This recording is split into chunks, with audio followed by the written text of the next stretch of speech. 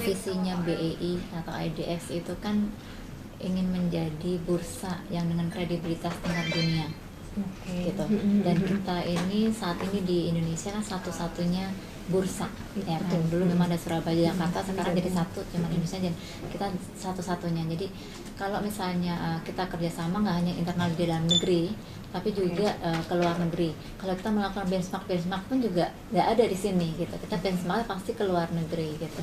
Dan sehingga intensitas kebutuhan kemampuan bahasa Inggris karyawan kami terhadap komunikasi bahasa Inggris sangat-sangat penting dan sangat-sangat perlu, gitu.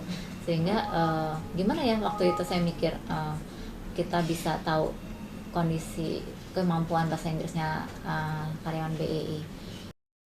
Kayaknya untuk kebutuhan bisnis, communication bisnis itu kayaknya TOEIC deh, gitu.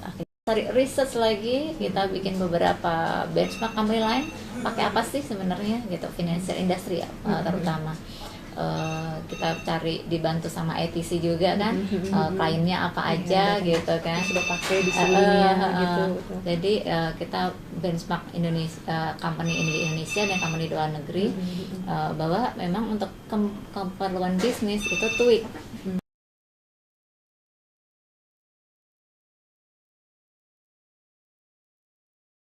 Ada 3 hal. Satu adalah untuk rekrutmen, gitu.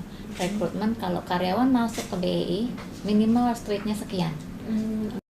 Jadi kalau teman-teman mau dapat kesempatan untuk promosi, ya perbaiki bahasa Inggrisnya. Dengan dapat mencapai standar itu, kita akan pertimbangkan. Kesempatan itu akan ada, gitu. Daripada sama sekali dia nggak mencapai itu, langsung tertutup kan jadinya kesempatan. Development. Jadi walaupun misalnya tadi contoh kepala unit 605, tapi kita juga punya lagi standar development. Maksudnya adalah biar kita punya ada target nih.